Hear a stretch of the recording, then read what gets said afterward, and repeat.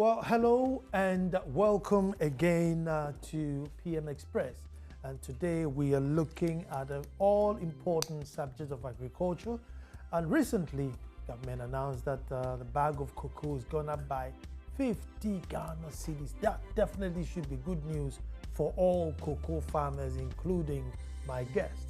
But you see, there's one thing which every country has the potential of, and I think every discerning country will sit down, pick the things that you think can give you an edge over your other country and capitalize on it. And if you look from north to south of Ghana, I think agriculture is where our strength lies.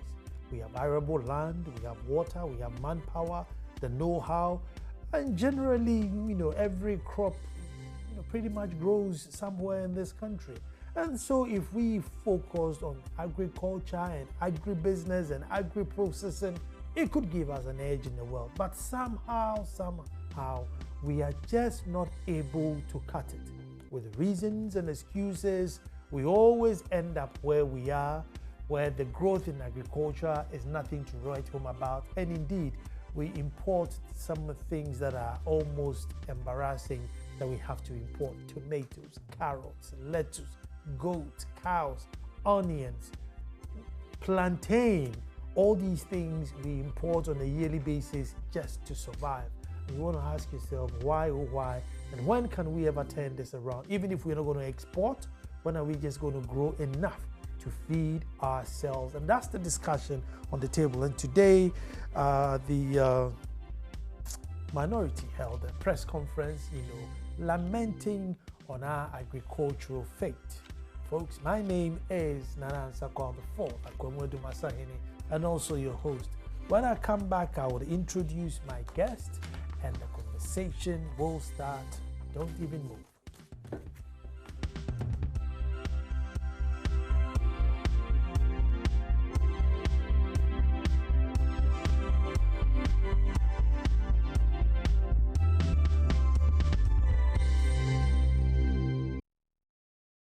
The management of the all-important cocoa industry has been nothing short of disaster. The country attained a historical peak production of just over 1 million metric tons of cocoa production in the year 2010-2011. I'm sure you know this landmark year, 2010-2011. We'd never touched 1 million. We touched 1 million and exceeded that slightly.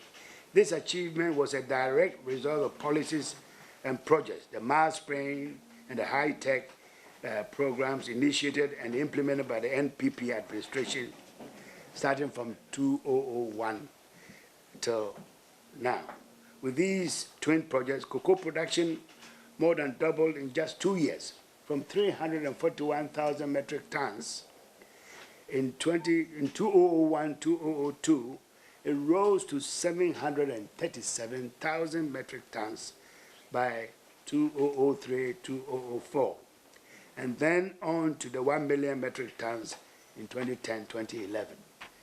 The 2010-2011 peak, which NDC desperately claims to be their own, is something which I cannot understand, because you plant cocoa, it takes 3-4 years for you to harvest.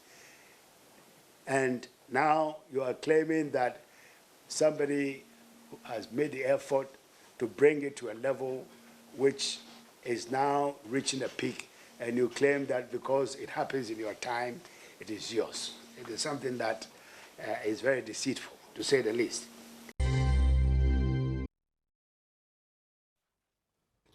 Thank you very much. And with me in the studio is Dr. Usofria Koto, minority spokesperson on agriculture. Dr. Yu, very, very welcome. It's Food, Agriculture, and Cocoa Affairs. That's the name of our committee. Food, Agriculture, and Cocoa Affairs. Cocoa Affairs. And indeed, I really would want to start with Cocoa Affairs. Okay. Now, recently there was a news that the bag of cocoa has been increased to 50 cedis, so which means we are selling higher than Ivory Coast now. You being in the business, is it enough to curb smuggling, and is it good news? The issue is not a question of curbing smuggling. The issue is to do with the decline in cocoa production since the peak of 1 million metric tons was achieved in 2010-2011. Since then, cocoa production has been coming down. First in the below 900,000, and the last 2 years we are now stuck around 750,000 metric tons. Last year, 2015, 2016, we achieved 740,000 metric tons. And this season, which we just started, 2016, 2017, we expect that production will be 750,000. So you see that from the 1 million, it's coming down to the 800,000 plus, and now we've reached 700,000 plus. And there are reasons for this decline to do with how the cocoa farmer is being treated, both in terms of the producer price, and secondly, in terms of the inputs that he requires in order to have an efficient production. On both counts, we have a problem. You know, for 3 years, 2011, 2012, 2013, 2014, there was not a peso increase in cocoa price, producer price. In those 3 years, world prices were going up, inflation was going up. At the same time, the exchange rate, the cedi was going down, which means that the dollars earned abroad will be getting us more cedis. The government stuck to its gun, no increase in price. And then it increased the price in 2013, 2014, 2015, steadily last year. And this year, on last Saturday, they've announced an increase of 11.5%. 11.5%. Inflation in this country is around 17%. So it means that the farmer will be worse off. Even if they had gone by 17% to match the rate of inflation, the farmer was still not sufficiently remunerated for him to for cocoa production to be profitable vis-a-vis the other crops. In the meantime, the government in the last 2 years had adopted a free input policy.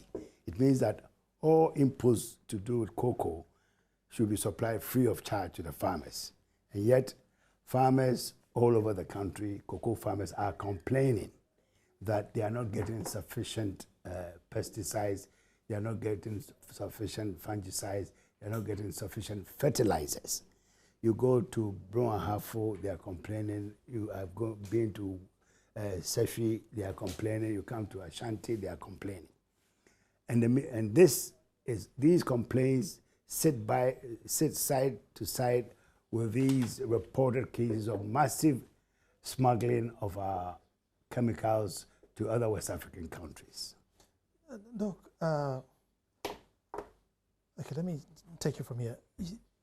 The reasons we are told that we are not able to achieve the 1 million is, number one, the trees have become very old, and therefore I think there are about 250 million seedlings that are being given to farmers now. I know you're a cocoa farmer. Have you gotten some of the seedlings? Yes, I have. Gotten some of the seedlings. And also bad weather. So these are the reasons why we are not able to peak at the 1 million that we peaked at. No, I mean, that is false explanation. We are in the same ecological zone with Cote d'Ivoire. Cote d'Ivoire has the same land area under cocoa as us. We are planting 1.7 million hectares of cocoa. Cote d'Ivoire is planting 1.7 million hectares of cocoa. You asked me, I just told you that we are talking about 740,000 tons for cocoa in the last 2 years. Cote d'Ivoire is doing 1.6 million metric tons. No, and I'm saying that actually two reasons, no, three reasons. So no, let me come to it. Yeah. So the weather thing, forget it. Because if the weather in Ghana... Old trees? Trees. I mean, how can suddenly all trees become old? If it is enough remuneration, the farmer will be renewing his capacity. He doesn't need anybody to tell him. Nobody told him to go into cocoa production. Cashew brought cocoa from Fernando Po nearly 130 years ago. And it caught fire on the Krapim Ridge and then spread all over the country. Now, Western region has become the biggest producer. It's the incentive, what they can get from it, the profitability, which determines that they will use their labor and their land and so on to grow the crop. So if the crop is going down and their production is going down, there's nobody to tell them that they should renew it. We've been renewing it for the 120 odd years. So it is not, the whole idea is that cocoa production in this country is no longer as profitable as it used to be. Doc, are you saying that some of the trees are not, old? Yes, but they're not enough for it to have such a medium-term slide in production. That's what I'm saying. And we have to be honest with each other, as I'm saying, the same situation, if we are in the same agronomic situation with Cote d'Ivoire. If you are telling me that Cote d'Ivoire has renewed their capacity completely, that's why they are doing double what we are doing, and with the same acreage, no. Could Galamsey and people buying off cocoa farms to do, illegal mining affect the industry? There is a very small part of it. For instance, in Ashanti, you come to Amansia West District, which I call the headquarters of Galamsey in Ashanti region. You will be amazed at the devastation of the landscape. But what is the proportion? What is the acreage which has been devastated compared to the total acreage of the cocoa in Ashanti region? So these are factors. And in any case, if cocoa profitability is so high compared to Galamsey, why would anybody want to sell their cocoa farm for it to be eliminated by Galamseyers? So these are economic phenomena which we need to face, and policymakers have to diagnose properly in order to deal with it. If you are sick with malaria and then you think that you are sick with something else, your medication won't cure you. That's the thing. So saying that, it's the weather, it's Galamsey, is this? No. The central part of it is that farmers are not getting the tools they require to do a good job. I mean, the age thing is a long-term factor. It's not a short-term factor. For it to have an effect in 5 years, you reduce your production by 25%? I don't believe that. 25. So the other thing is, and you are in the industry, maybe you can help us. I mean, if I went out and I planted pineapples or mangoes, I went out and I planted corn, I harvested, go out on the market, and I don't ask anybody to bring me to come and spray the farm or do anything. Why is the cocoa farmer separate? That you have to spray my farm? No, but that's the government's policy. If you gave him enough of the money, you see, when the money comes in, they take aside about a quarter of the money, the proceeds, and say that, we are going to do cocoa rows. We are going to buy so much fertilizer. So. They take it aside, and what is remaining is, we'll give you 75% of that. That's fixing of the market.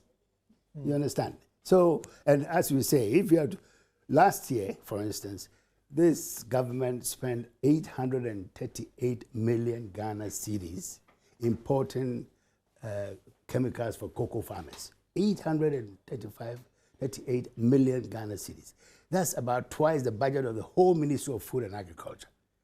And they claim that they've used it to import fertilizers and chemicals. Did you get some of the fertilizers? I'm asking that because I know, Doctor is a cocoa farmer. Yes, but I will get it because I have influence. Okay. What about this poor farmer down in the bush? And they form the majority.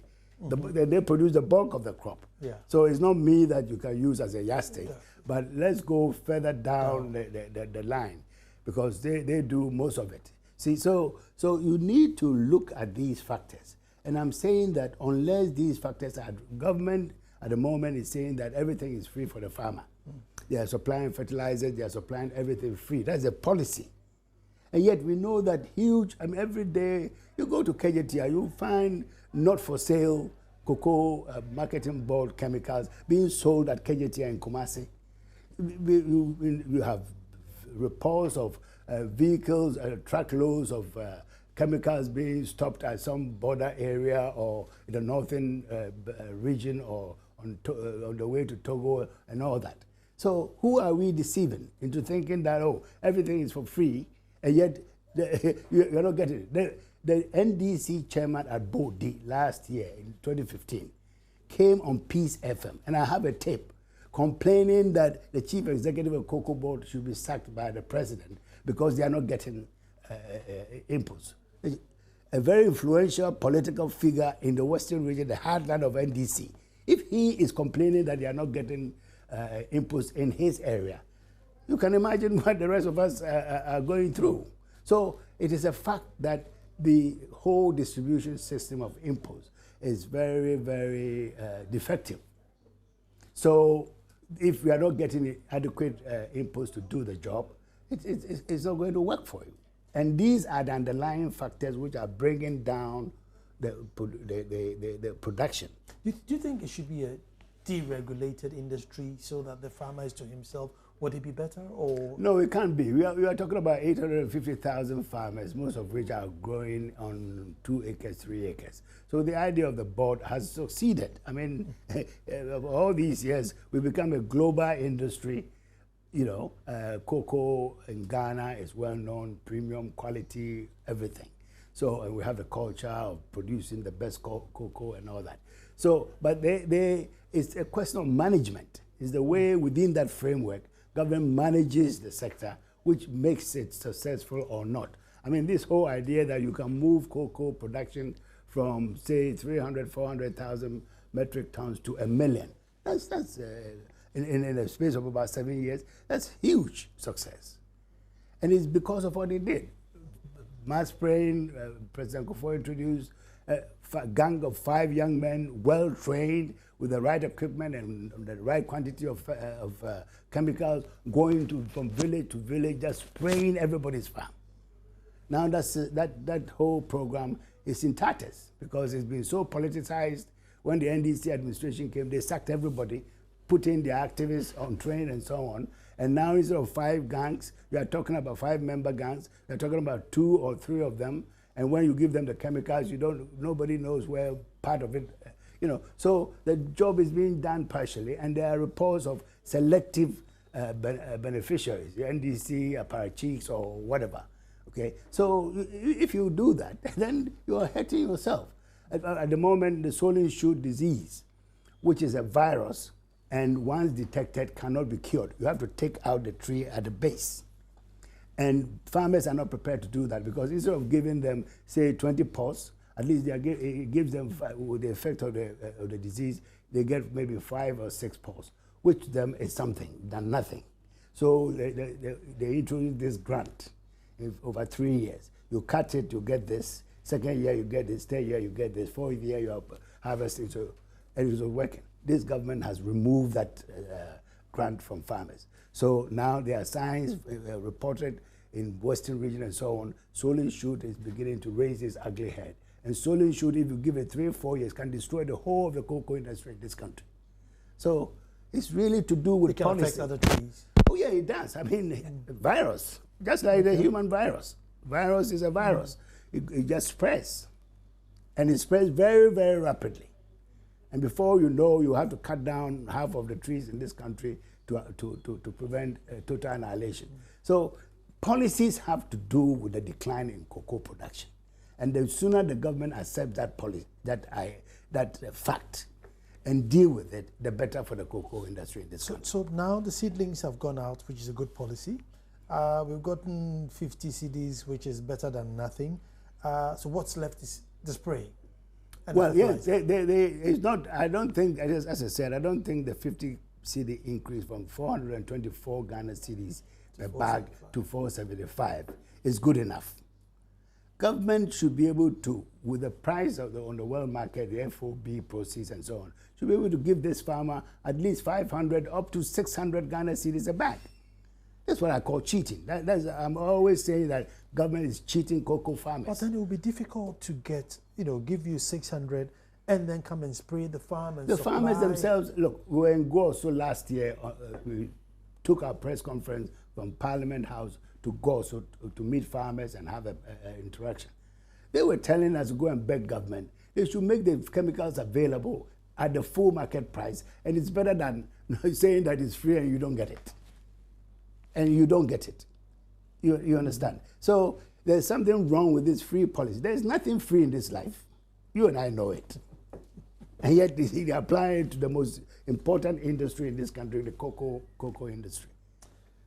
Now, what I want us to look at is agriculture, agribusiness, agri-processing, the whole agri-fraternity. We've always limited it to agriculture, where we see a man and a cutlass and wife and kid go and harvest an acre and come back. And we still haven't been able to brand agriculture. I'm sure if I tell somebody you're a farmer, they don't believe me. No, Yeah. because you're not the image the of a model. farmer. Yeah, but that is what we should have seen you as a farmer. Yeah. I mean, is that where we should go and start from rebranding the whole agri-fraternity? First of all, you are talking about on-farm and off-farm. Yeah. The services required after harvested, the losses that is involved in post-harvest losses and processing, trading, packaging, all that. Yeah. I understand that. But first of all, you have to understand that the on-farm, we have a problem. I just told you that Ivory Coast, the same land area, producing twice as much as Ghana. So our productivity is half of the Ivorian farmer. And the Ghanaian farmer is as hardworking as the Ivorian farmer. Why is he producing at half the productivity of the Ivorian farmer? That's the question you should ask. And you find it the same in the other crops. Maize, for instance, only 20% of maize farmers in this country apply improved seeds and fertilizers. Only 20. And even with that 20, we are self-sufficient most of the time. Occasionally a drought will hit, and then we'll come below and we have to import. Like this year, we are importing maize. Maybe not for human consumption, but for animal feed and all that. But more or less, we are self-sufficient with 20%. Can you imagine what this country can produce if we are able to move from 20% of the farmers to 40%? It means all of that will be surplus for export.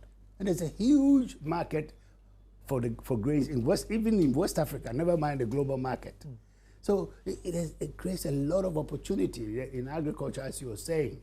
And this will be able to absorb. Look, the Poultry Farmers Association came to us in Parliament, and they were complaining that that's about 5 years ago, that the Ministry of Agriculture, they're looking for help and so on, is not coming, and they came to Parliament to appeal to Madam Speaker at the time. She referred their petition to us, and we sat down and met the national leadership. And I was amazed at the document that they brought. Well-prepared document about the industry and how the whole thing can be solved. And one statistic was stuck in my brain up to today was that if at the time the poultry industry was producing at full capacity, it could create 450,000 jobs. Can you believe that? Just poultry. And they need maize and soya and so on and all that to get them going. So I have no doubt in my mind that if agriculture is efficiently run on farm, we will be able to export a lot out of this country, and with the generation of the jobs and all those things. Doc, the issue is the average student who's finished a Brie Girls, Yes. Manside, Holy Child. Yes. I mean, you dare not tell them that, okay, now that you finish school, there's a 10-acre land. Yeah. While you're even waiting to go to university, Yes. go there and Because it's not profitable. Look, the whole of my area in Kumasi, Ashanti New Town, you come there, you see the Spanish architecture, well laid out and so on, was built with cocoa money. My father went from Kumasi 90 miles to Gambia #2 on the border of Cote d'Ivoire to set up a plantation. Why? Because it was profitable for him to go from Kumasi there. Now, who will go from Kumasi to Gambia equivalent to? Because it's not profitable. So all these things that I'm telling you about pricing, the right pricing and taking care of the industry is to make it profitable so the young people can be attracted to it. if the young person has seen his father struggle to take him through university, and with his poverty as he grew up, his whole standard of living coming down, you think he'll be an idiot to go back to the areas? No, it doesn't work like that. We have to make it profitable, and public policy is so critical to making it profitable. Those days of February, Cote d'Ivoire, all public officials and even cabinet ministers had their plantations. Weekends they went into their cocoa and coffee and other plantations. Why? Because it was very profitable to do so. So if you keep on cheating the farmer, making it unprofitable for the farmer to enjoy the benefit of his sweat, we are not going to create the economic condition for the young people to come in.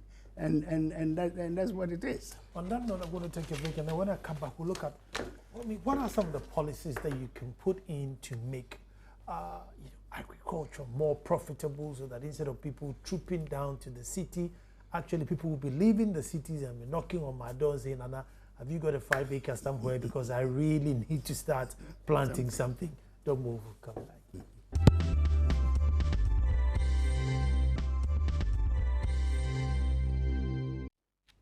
Well, thank you very much for staying, and it's a very interesting and very important subject. Agriculture, agribusiness, on and on farm activities.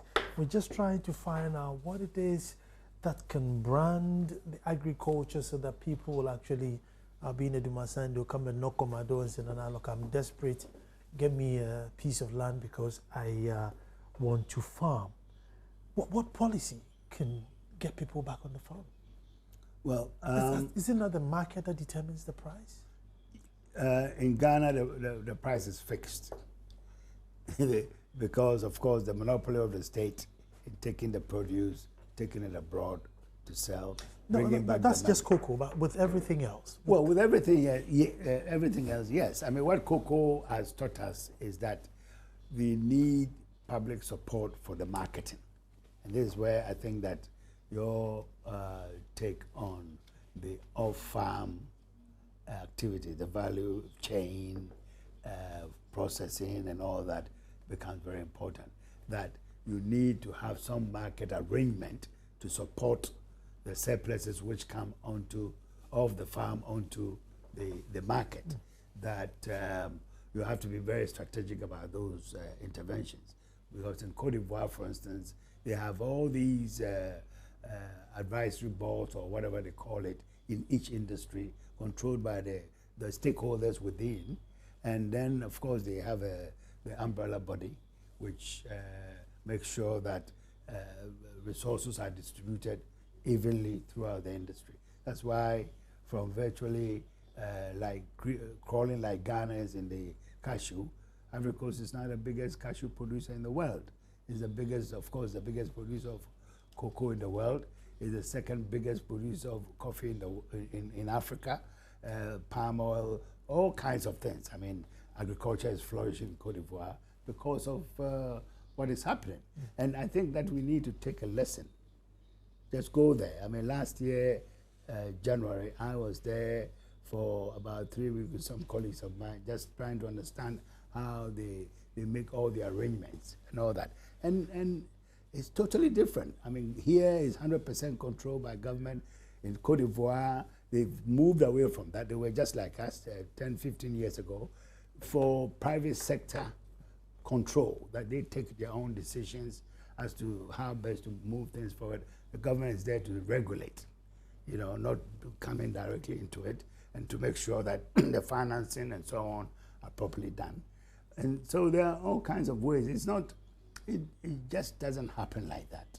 But you see, as I said, we have a problem with the productivity. But can it be done here? Do we have similar structures where no, we have to you can deregulate this? Yeah, no, we have to put the structures in place. You need to start somewhere and build up. I mean, the current system in Cote d'Ivoire actually started about 15 years ago, gradually building up, incorporating more crops into the system and stakeholders, and now they've come up with this. They now have this system. So we have to start somewhere.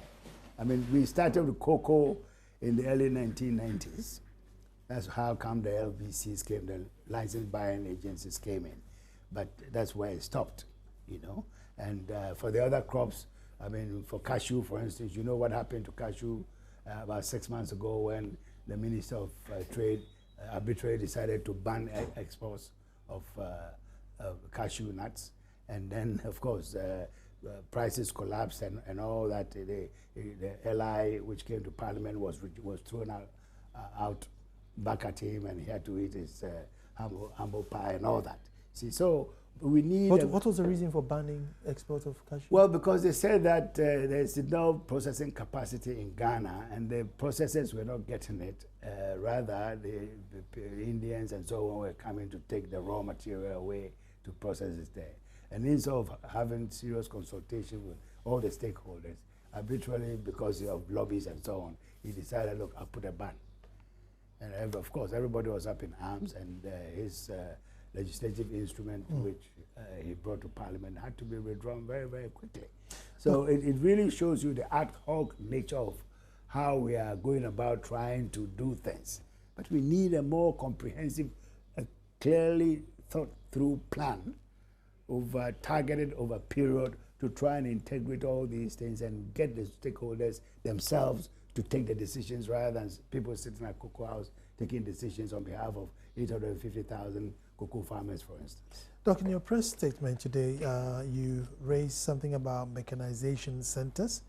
And, you know, because of the way we farm, and everybody has their hoe and their cutlass, their cutlass, if we introduce mechanization, aren't we going to make too many people unemployed?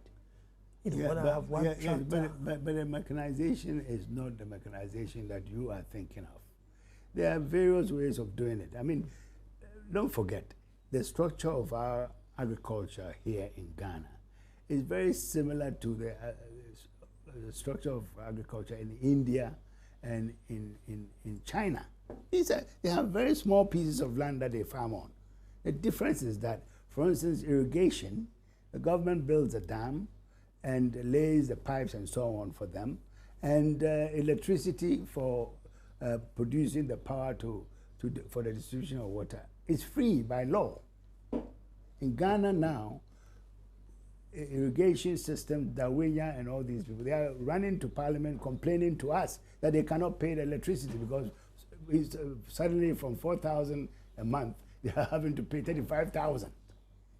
You know? So, and which government would just sit there, fold their arms and let these farmers... For agriculture? Yeah, yes, irrigation, vegetable farmers in Weja and the other places. I can show you petitions that they sent to the Speaker of Parliament, to the President, to the Minister of Agriculture, and up to now nobody has raised an eyebrow, you know, or anything to help them. So that is the way, that is the attitude, you know, that is the attitude that governments have towards farmers in this country. What would be the right thing?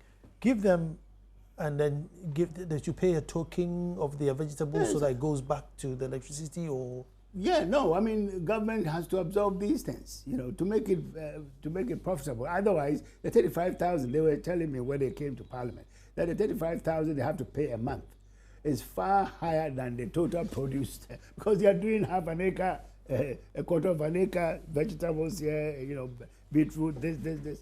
And together you are charging them that huge amount. You know, so I'm just using that as an example. Yeah. And it's always the case that, I mean, recently, when was it? 3 years ago, government introduced these special levies. And they were taxing cutlasses and boots and fishing nets and everything, until they themselves realized the folly of that policy and they dropped it very quietly. You know, so if you have people who think that they can even tax inputs of poor farmers, it really tells you the mentality, you know. That's the way it is. So I mean, what sort of mechanization are we talking about? Just the... We are talking about mechanization, for instance, in the Savannah zone. The centers are there. You go and hire a tractor, it's subsidized rate. They come and level your field. You go and take a planter at the back of the tractor to plant your seed at a highly subsidized rate, and you pay very little, so that your productivity, if you have good seed and so on, your productivity will go, your yields will go up, and all that. That's the whole idea behind it. But now these centers, most of them are not even working because since they were installed so many years ago, no maintenance, no spare parts, and most of them have broken down. And every year, government, when they come to buy to us in Parliament, they are promised, oh, we are going to add so many to it, so many to it, so many to it, and nothing is added. I mean, the net addition from 2009, for instance, I'll just tell you, between 2009 and 2015, was only three new centers. And yet, in the NDC manifesto, they are saying that every district is going to have a mechanization. So it means that from struggling for 7 years with 3 addition, suddenly you are saying that you're going to do 216. How realistic is that? You understand? You are promising that to people to believe you that you should be voted for, when even in the 8 years, you've added 3, and even the bulk of it are not working because of lack of maintenance and so on. But they're going to increase it. Yes. Doc, what's one thing which, if you're a layman in agriculture, what we complain about that there's not enough fish in our sea? Are we overfishing it, or what's happening with the fish in our sea? There are too many canoes for the stock that we have, so there is some overfishing of the pelagics. To a certain level, I don't know how to explain it. So the sardines and all the things like mackerel that we are used to eating, at a certain depth in the sea, we have too many canoes doing it, and so there should be the policy to try and wean off some of these numbers, and also to have off seasons. You know, in other words, that you have to let the sea breathe. Mm-hmm.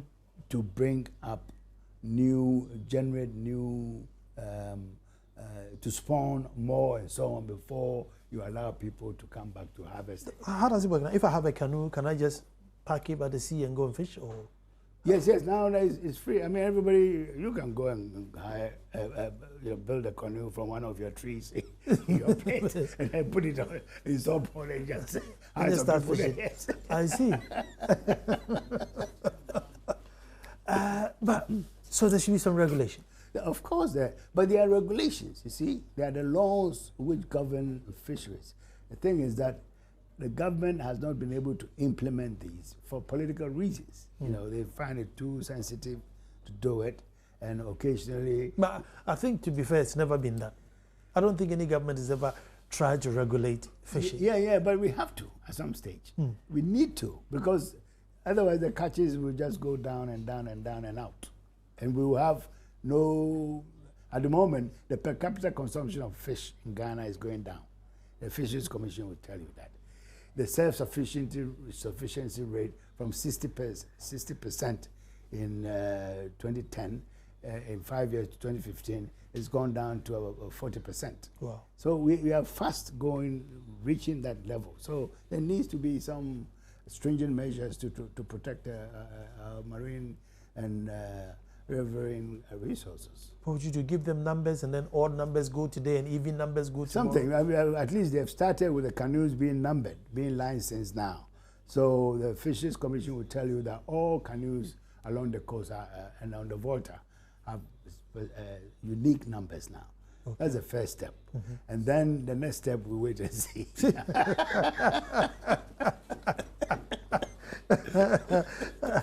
Something here that I saw. Yeah, meat production. Yeah. It has been stated elsewhere that there has been a steady increase in the importation of livestock poultry products.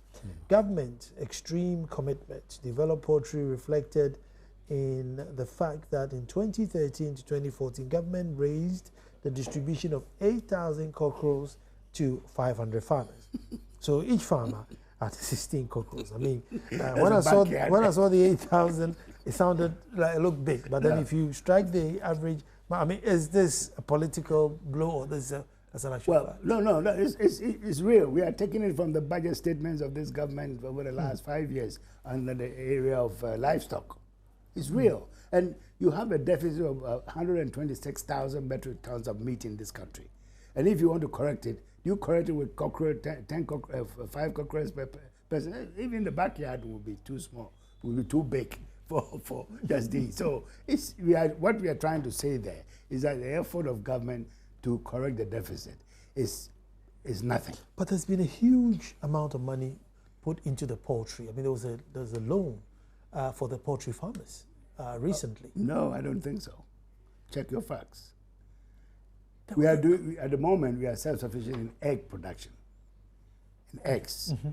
But when it comes to broilers, the foreigners have taken over. Imports have taken over. I mean, you look at my statistics there at the back on poultry, the volumes and the values, the last page. Yeah, and the poultry. Yeah. What is the value there? Okay, value-wise is $374 million. As of 14. As of 2015. And what was it? And then tonnage was 127,000 tons. Exactly. And at the 207, what was it? 207 was 72,000 metric tons. Yes. And now it's gone to 127 metric thousand. Exactly. Nearly doubled.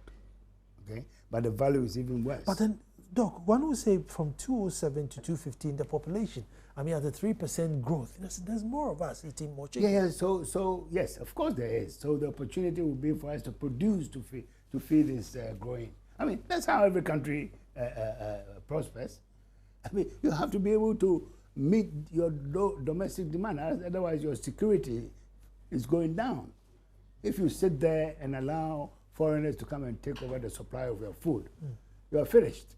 And that's what is happening in Ghana, where total production of 8 items of food produced in this country, total imports are now reaching over $2 billion.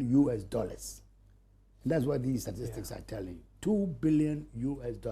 That's equivalent to almost the total export earnings of cocoa in this country. So in other words, we export cocoa and use the money to chop, to bring in food to eat, instead of using the money for infrastructure and development, for health and schools and hospitals and so on. We are using that kind of equivalent of money to bring in food that we are producing in this country. What sense does it make?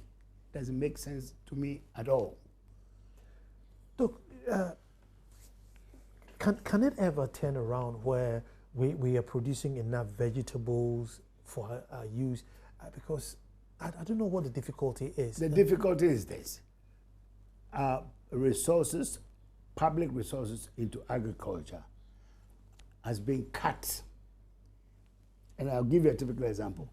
Total allocation to the Ministry of Agriculture in 2008 for the budget, for the 2008 budget, was 3.8%. It means every 100 cedis that the government spent on development, 3 cedis, 80 pesos was going into the Ministry of Food and Agriculture for development. This percentage has steadily been cut to 1.1. That's 1 cedi, 10 pesos for every 100 cedis in the last 2 years. So public resources going into agriculture is going down. Private resources, private financial resources going into agriculture in terms of credit is also going down. Because the banks are no longer providing credit to the farmers because of the risks involved and because government does not intervene in this area of agricultural financing, unlike India and China, where there's legislation and collaboration between the banks and the government to share the risk so that credit can go to farmers. We don't have that arrangement in this country. Doc, I mean, going forward, what would an MPP government do different? Because it's the same pot of money with the same problem. So who are you going to start? It's prioritization. You see, you have to prioritize. It's not just coming by rhetoric, propaganda. Oh, agriculture is so important. And yet, when it comes to decisions, how much is going to agriculture? Oh, let's cut back. Because maybe it's the commitment. Because maybe health and education is also demanded. No, but what I'm saying is that is the priority. If you don't create the means to generate the income to look after health and education, where are you going to get the money? You have to generate. And the generation immediately is agriculture, and then the medium term is industry. The last 4 years, manufacturing industry is actually growing by negative. We are shrinking the little industry, manufacturing that we have It's going down with doom so, and all those things. So, I mean, these are what we call in economics the real sectors, agriculture and industry. If agriculture's growth is sliding down and industry is negative, so where are you generating the money? That's why we have to borrow abroad all the time, and our borrowings are going up, and now we are having to spend the second highest item of expenditure of government is paying interest rates on debt.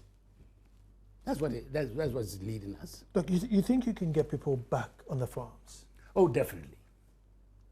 If we restore, you see, all what I'm saying is what the NPP government will do when it comes to power.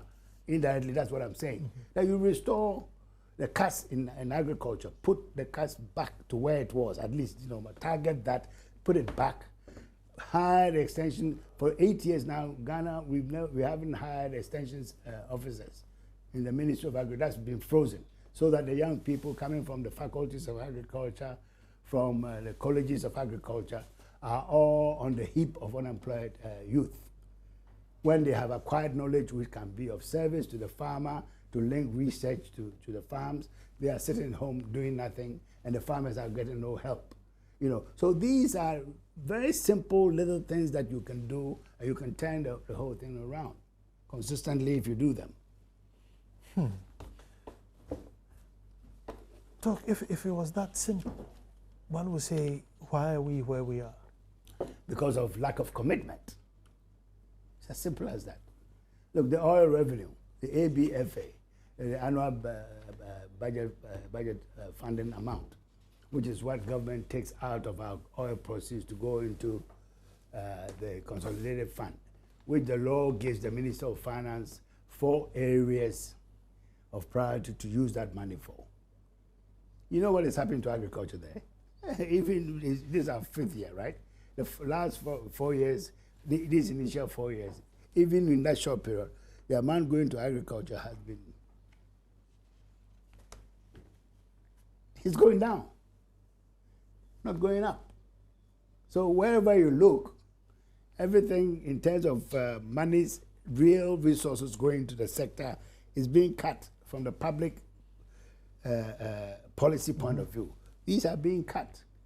And there's a role for public resources in agriculture because these are small farmers, private people.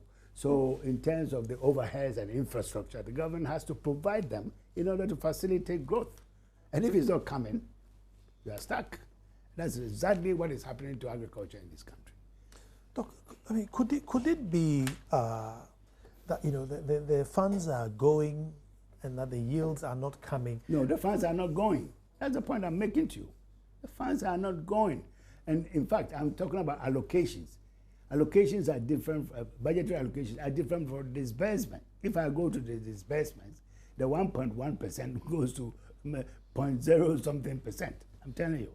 Because most of the time what is allocated is never disbursed to the for utilization. Never. So it's a very serious turn of affairs. I mean, people don't seem to realize.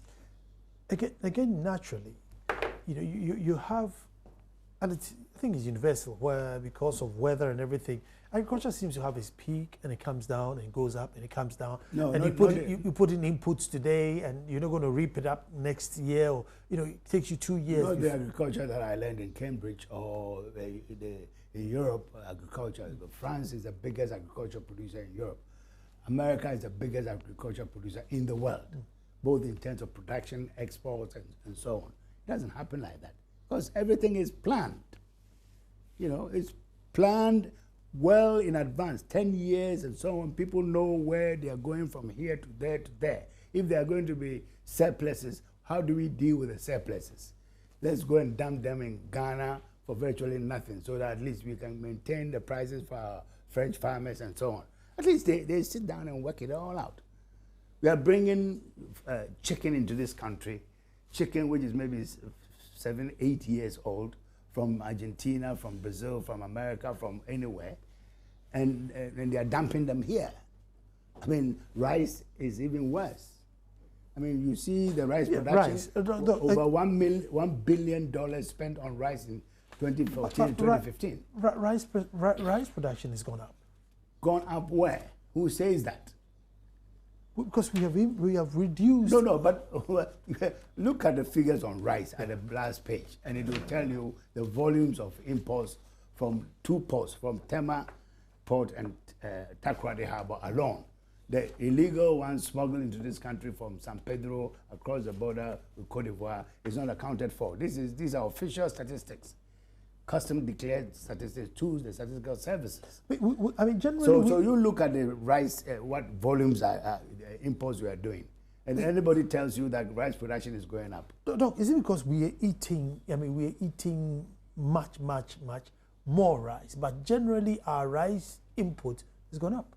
It's just that we are eating. No, that's what you've been told by the NDC government. But generally, we are eating more. I mean, we're eating more rice. The demand, of course, is going up because we have a population rate of growth of 2.7%, one of the highest in the world. Okay, and at the same time, we have this massive rural-urban migration, and rice is a convenient food. So the demand for rice is very, very high. But the thing is that our farmers have not been given an opportunity to satisfy that demand to help grow the economy of this country. No, I agree. They haven't met the demand, but they've increased their. Where do you give me a quotation? I think I saw it in your. No. You didn't see it in this. I think I saw it. I think I saw it in your report. I just missed the page. I just missed the page. Well. Yeah. I mean, like, we have the Aveime, and now there are a lot of private people. Aveime has closed down recently. Do you know that? If you want the evidence, Aveime is the latest one on the heap. And how many 150 workers have been sacked?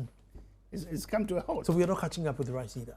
No, I mean, the figures have provided some statistics. Yes, I saw it. Just it's very serious. I missed it. Yeah, it's very serious. What is so difficult about rice?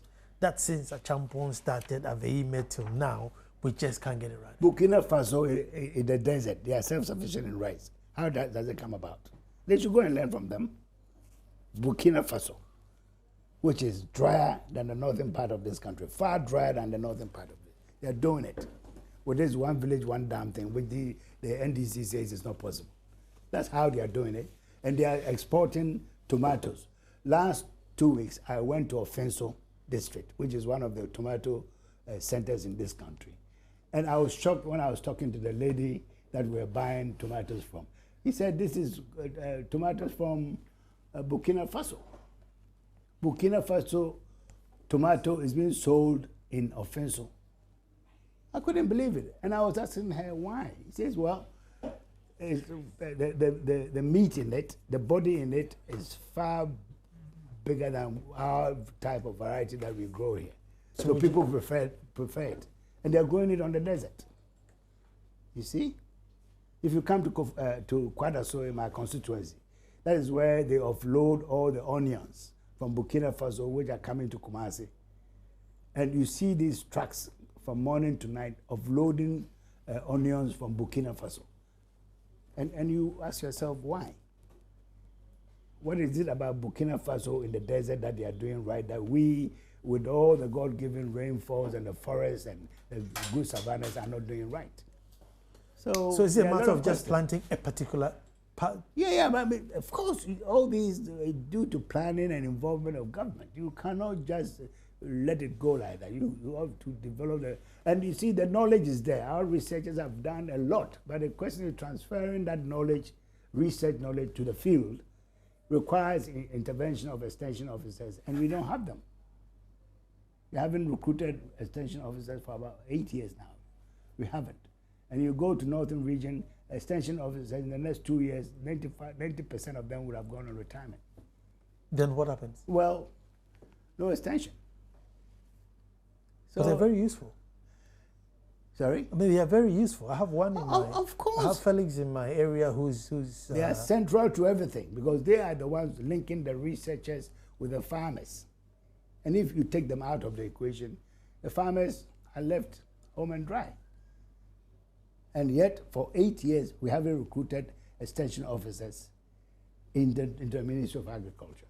Felix is my extension officer in Edumasa. I must say he's absolutely on top of his game. And he's very unfortunately, has he got a bike? Yeah, he has a bike. Okay, most of them don't. Actually, his bike broke. I don't know if it's been fixed, but his bike broke. I don't know if it's been fixed, but he's very helpful. Okay. He's very, very, very helpful. I'm glad to hear. Oh yes, he's very helpful. So those who don't have it, I feel sorry for them, because sometimes you have no idea. Of course not. I mean, even some of us will still have to get extension officers to, because they know the practical thing. Doc, 30 seconds. What's the way forward? Just 30 seconds. Well, the way forward is for policymakers to change their attitude towards agriculture. It's not just good enough to stand on a platform or in a studio and say agriculture is important, but it's actual making sure that sufficient resources are good. They go into that sector to support the farmer's effort on the field, with all the infrastructure and so on. Because the farmer is small, he cannot build roads, he cannot build irrigation systems and all those. He cannot guarantee his own market for his produce. Thank you. These are the things that we need to do. Thank you so much. And as always, my shirts are supplied by Tantees Fashion. And you can reach Tantees on 024-366-2001, 024-366-2001, Tantees Fashion. Give them a call and order a nice shirt for yourself. And I want to say thank you very much for Doctor having a long day, but still managed to grab him into studio. Thank you so much. Most welcome. Tomorrow we'll be back to do this all over again. You at home, thank you for watching. But we are off camera.